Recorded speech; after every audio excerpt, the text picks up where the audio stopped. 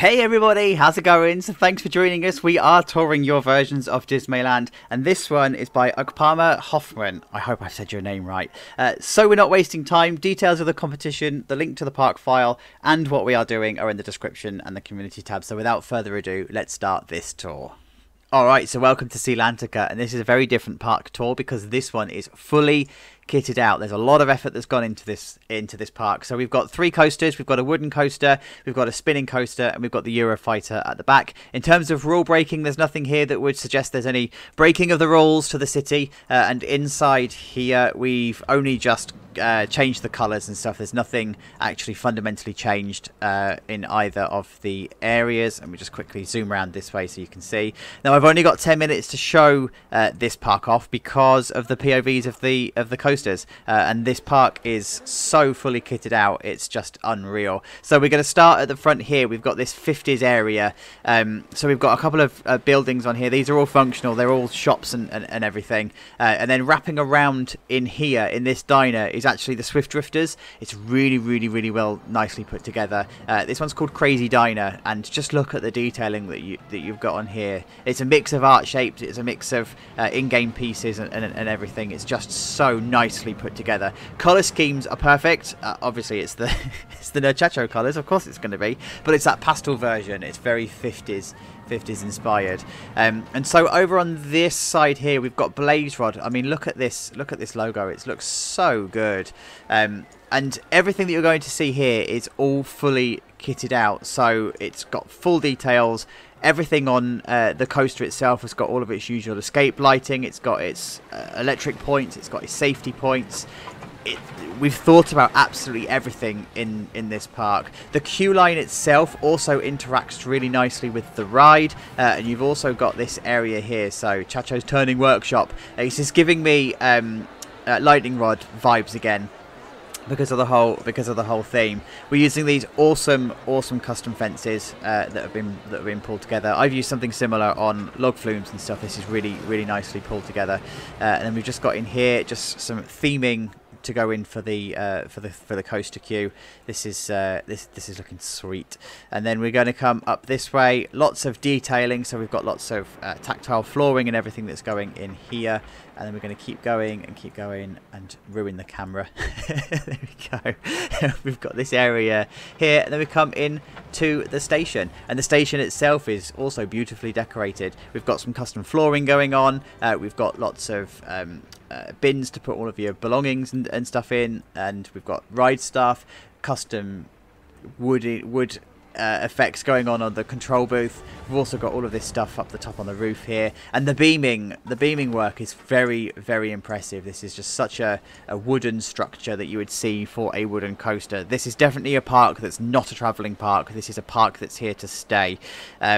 So it's very much well thought out. I mean, look at the detailing that we've got on this ride station, this ride sign here, or ride side, should I say, here. It's really impressive. Right, so let's go for a ride.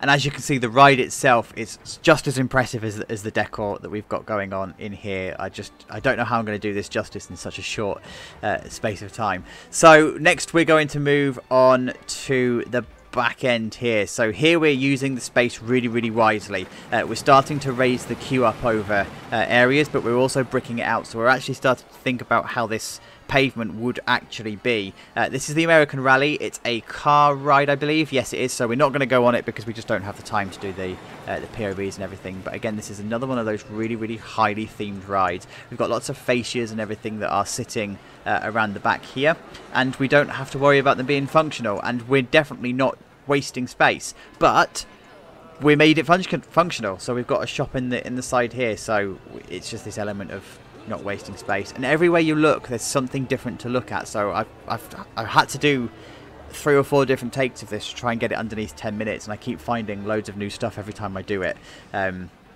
Lots to see because it's so incredibly detailed. So then we're coming across to the beach theme here. So we're going to start coming over to the Eurofighter. So again, in here we've got this beautifully themed carousel. Lots of custom fencing going on in here. Lots of thought that's been put into the actual style, and we're starting to use the sand in addition to actual pathing as well. So we're starting to think about that terrain and how that's going to look in terms of the theme. And we've just got lots of different buildings, lots of rides with different ride signs. So we've got the octopus over here that's got its own custom sign that's up here, and then that sits quite nicely over in the background here. Lots of use of palm trees and everything to obscure sight lines and to create some interesting viewpoints and everything. And you get some really nice views of the Eurofighter from here as well. So surf and splash, I think this is called. I will double check, make sure. I think it is. And we've also got like these ride signs as well. So all of the safety signs and extra bits. It's just those real fine bits of attention to detail that really make this park a lovely park to actually explore. So yes, this is the coaster. Comes underneath here, just like the other one. Then this is fully kitted out with all of the extra stuff that you would expect. Things like the electric points and the don't die fencing and the escape platforms and everything. So this is yeah, it's a big coaster though. So for a Eurofighter, this is actually really, really big. It's well paced and it's well timed. So as you just saw there, there's no delay on the top here. There's no waiting on the lift hills or anything. So it's really, really, really well timed. And as you can see, as one train leaves the station, one is about to arrive. So that's really good pacing. We're also using really good effects on this one. And we're also using some concrete walling and everything to give some channels and stuff. And I think we might also have some custom supporting in here as well. I think I saw. So everything seems to have its place. Everything is supported properly. And then it's also interacting with this water ride as well. So the boat ride that we've got here, where you're going around and it's the island and you're in the sea and just going around seeing all the hippos and the extra scenery and stuff. Like, there's just so much to see. I can't even do it justice by even doing a quick tour. It's madness. But the attention to detail, this park must have taken you forever to do. So I am going to come into the station here because we've got some trigger items and whatever. So this is the splash, and we come into the station and we've got another. Hang on, let me just get my camera. There we go. We've got another really well kitted out station. We've got lots of netting and stuff that's going along here. Lots of poles and lots of exposed wood. Really, really effective use of design of the wood back here with the dado rails and stuff. And then we've also got the baggage holds and everything, and these sliding doors. So they obviously are attached to the triggers on the coaster and whatever. So that's a really, really nice touch because you're now enclosed. The surfboards and everything also make this such a good themed coaster. This is a really immersive theme with lots of budget, lots of money, lots of everything being thrown at it. So I reckon we just go for a ride, right?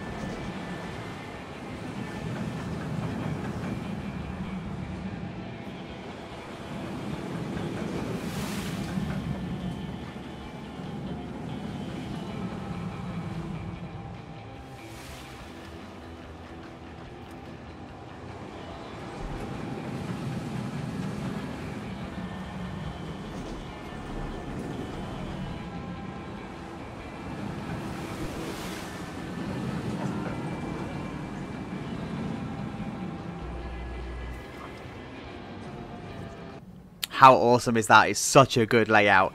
Like, it's so well put together. It's really smooth.